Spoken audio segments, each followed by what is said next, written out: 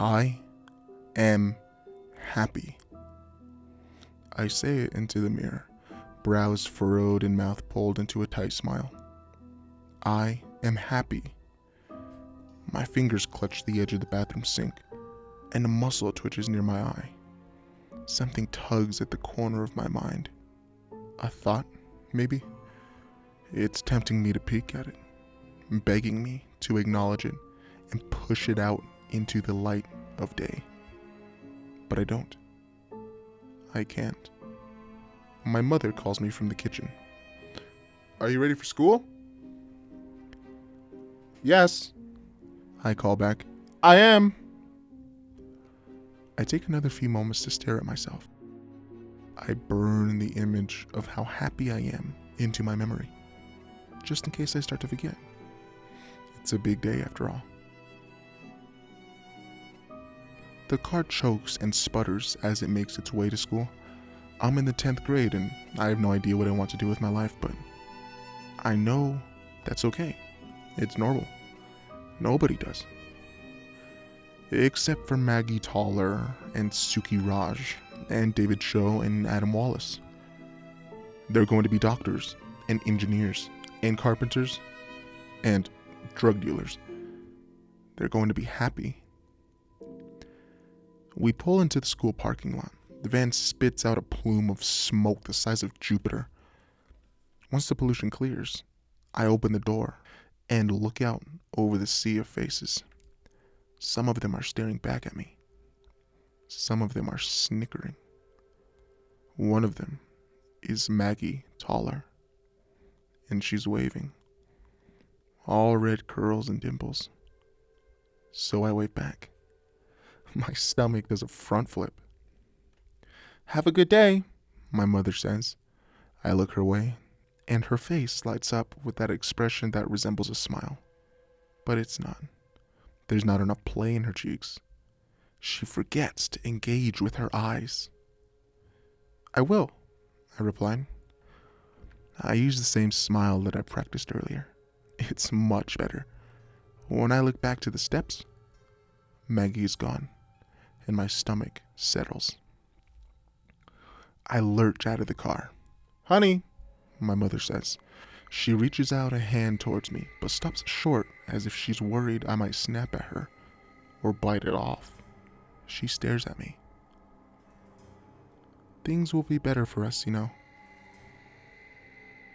I close the door. The car leaves. The car leaves, backfiring as my mother runs to the stop sign and nearly collides with an oncoming pickup truck. It's okay though. Nobody is hurt. I am happy. The mutters follow me to my first period English class. The voices are hushed, but loud enough that I can hear them. It's intentional. It's by design. Walks like a goof. I saw him staring at Maggie's butt. Smells like a dead animal. We'll get him after school. I listened to Mr. Yu discuss the significance of metaphor in literature. He spends the hour comparing Animal Farm to Twilight and demanding why we waste our time reading the latter. He says it's dumbing us down. He says it's a problem. I've never read Twilight, but I smile and nod all the same. He asks me to define the word metaphor, and I do my best, but I get the answer wrong. Somebody laughs. Why wasn't I listening earlier? I wonder, what's wrong with me? What an idiot retard. I am happy. At lunch, I get a table to myself. It's good because it means I have personal space to come up with 10 different metaphors for Mr. Yu. The cafeteria is loud. Too loud. I try to focus on my paper and pen, and I scratch down my favorite metaphor to get started. It's raining cats and dogs. I look at it and smile. It makes me think of my sister before the horror took her. I wonder if it'll take my mother too. The other examples don't come easily for me. My eyes scan the definition of the word over and over, but my mind draws a blank. I can't think. I can't focus. I wonder where Maggie is sitting today.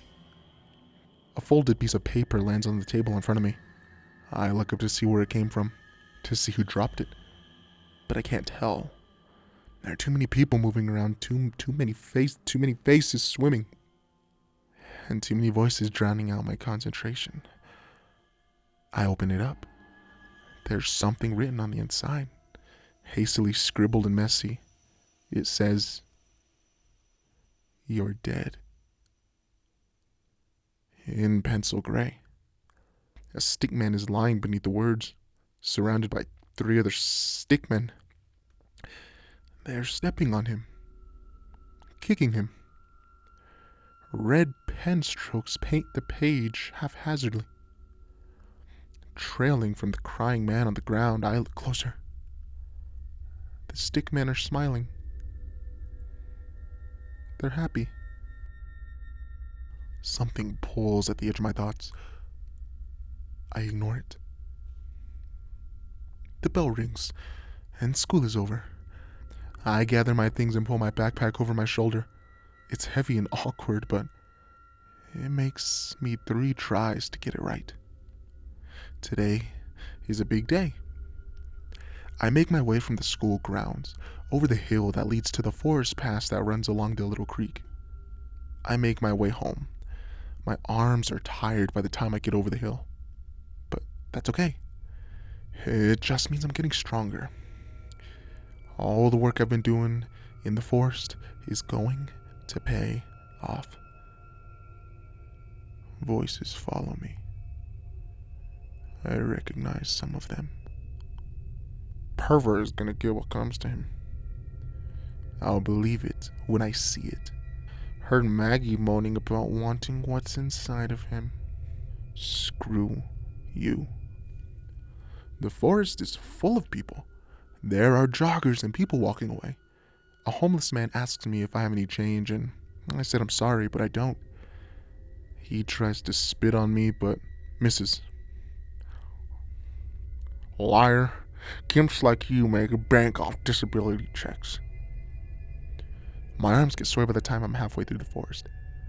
I take the same shortcut I usually do, the one that runs by the creek, and there were a few joggers and dog walkers. I get nervous, but the babbling sounds of the water help me relax. Today is a big day. I'll kill him. Watch me. Yeah, right. He'll be screwing Maggie before you ever get the balls to. We've only been dating 2 weeks. I will have sex with her. Not before him. Footsteps approach from behind. It sounds like 3 people and 1 more in the distance. I don't see them, but I know them. I know their smiles. I know they're happy. A fist connects with the back of my head. I fall forward, losing control of my crutches. My face smashes against the pavement and my vision swims in pain, exploding across my cheek. I taste something in my mouth. Blood. I try to push myself up, but my legs aren't cooperating. They're hardly moving. They're useless. Crippled freak! A voice shouts. It's Adam Wallace. He's worked himself up. You thought I'd let you get away with staring holes into my girlfriend's ass? I try to say something, but a foot steps on my backpack, and I'm pressed into the ground. The wind's knocked out of me. I can't breathe. Shoes connect with my face, one after another. There's laughter in the air. A sneaker finds my nose, and there's a crunching sound, and suddenly I can't stop screaming as warm fluid spills down my face, cascading over my lips. I sputter and winter and my eyes well up. Somebody will see us. Hands grab my limp legs. I'm being dragged backward off of the cement pavement and deeper into the forest. I call out and somebody stuffs a ball into my mouth. It tastes like sweat and filth. Bet you wish that was Maggie's pennies, you perverted cripple. I close my eyes. I try to smile. I am happy. I am happy. Tears slip down my cheeks and something tugs at the edge of my thoughts. I ignore it. I have to. It takes 10 minutes to get where we were going. The skin on my elbows is split and torn, caught on too many rocks and roots. They let my limp legs drop with a dull thud. I'm hyperventilating. It's hard to breathe with the jockstrap in my mouth and a broken nose. There is death in the air. I'm rolled onto my back, and I feel my backpack shift against my spine. It's uncomfortable, but not half as uncomfortable as Adam Wallace wrapping his hands around my neck and strangling me. He's actually doing it. I thought he was just messing around. The trees above me fade with the air in my lungs. I gasp and shudder, but there's no air to breathe, and I'm not strong enough to pry his hands from my throat. He leans close, his lips pressed to my ear. You think I'm gonna let you cuck me? He asks, and his voice is dipping in cyanide. I warned you to stay the hell away from her. Taking too long. Use this. I hear the sound of a switchblade opening. The hands around my neck let go, and I take in a lungful of air. My heart hammers in my chest. I try to move instinctively and crawl away, but somebody grabs me by my backpack and drags me back. There's something in there. Open it. 4 arms wrestle the backpack off of me, and I groan in agony as someone presses my broken nose into the dirt. I protest, but it's muffled in soil. Nobody hears it. Nobody cares. I hear my knapsack's zipper being undone, and my pain is washed away and replaced with terror. My body seizes. I forgot to breathe. The moment lasts a lifetime. I know their words before they ever speak them. What the fuck? I hear the sound of the backpack hitting the forest floor and things spilling out of it. I hear gagging, retching. I hear footsteps stumbling backwards. Soon their shock will be replaced with anger, rage. Something tears my mind. I'm crashing against it, demanding its time in the light and roaring at me to stop being such a coward and to do something about this. I slam my eyes shut. I can't. I won't. I am happy. But it's filled with dead animals. He's a psychopath.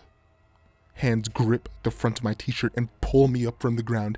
They're shouting about the dead squirrel and the dead rat and the dead cat being in my bag. A fist connects with my face. Blood hits the ground. Another fist. More blood. Whose cat did you kill, freak? I'm gonna hurl. I open my mouth, and I don't care anymore. The words come out like a broken dam. It feels so good. It feels overdue. Offerings, I sputter. They're offerings. He's lost it. Offerings for what? I smile, and my teeth slick back with my own blood. Offerings to cure me. Adam Wallace raises the switchblade, pressing the cold steel against my throat. I close my eyes. Something riots inside of me, throbbing against my skull. I push it back. Death is in the air. Rough hands grip my hair, and I wince as they lurch my head around to the side. Adam's voice is beside me. It's up against my ear. Offerings, huh? You think you're kind of... What, you think you're some kind of witch, Hermione?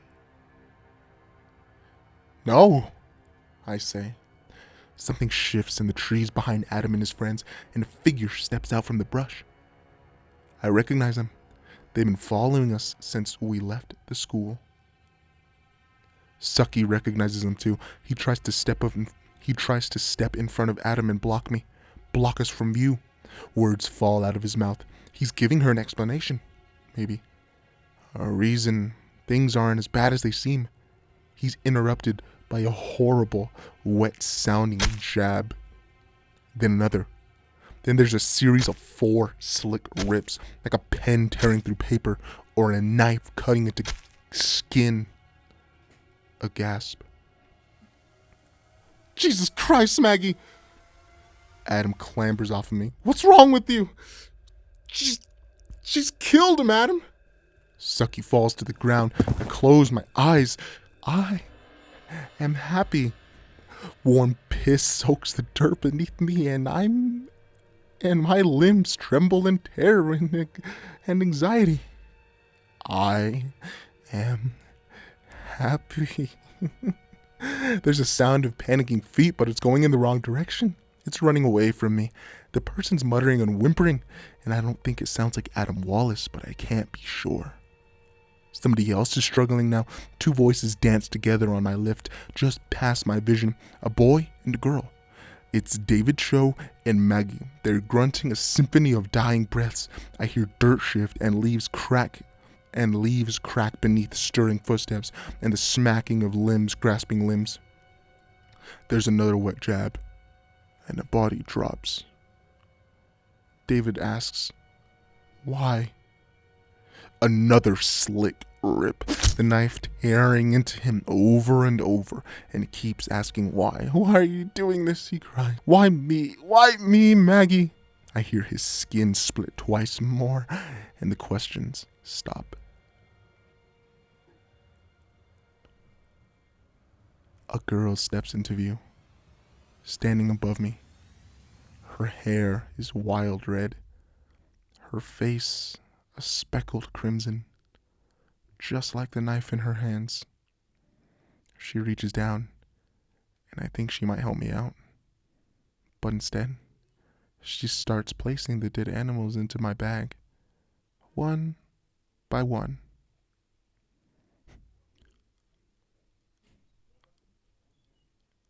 "You forgot the rabbit," she says, and her voice is colder than winter.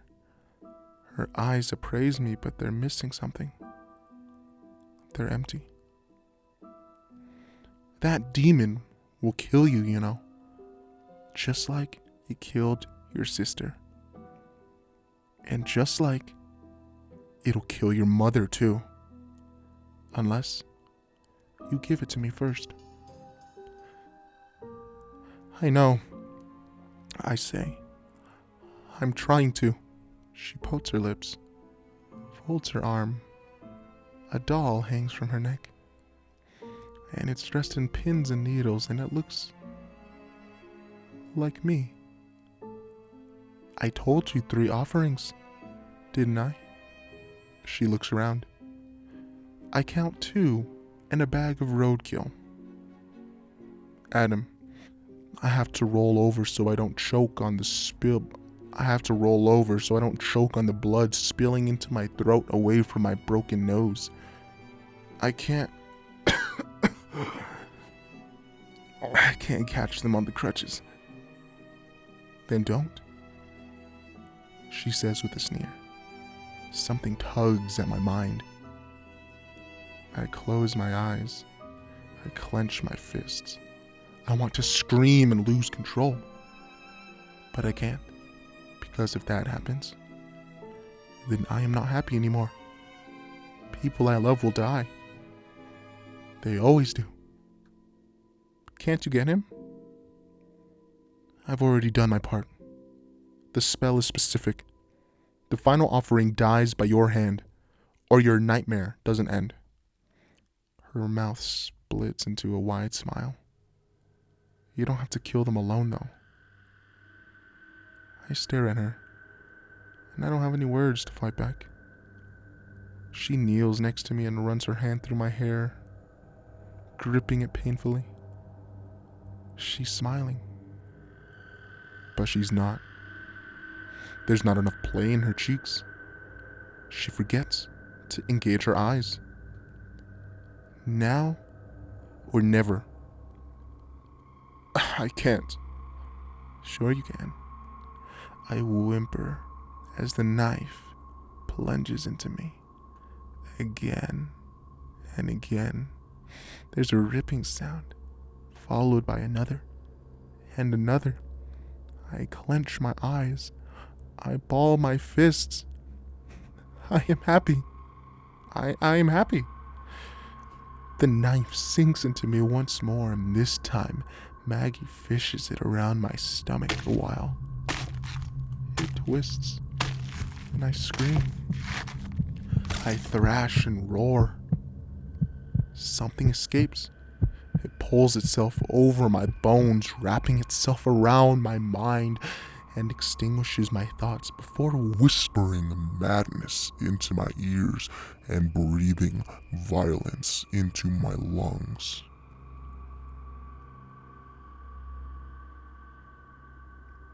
I am not happy, and neither is it.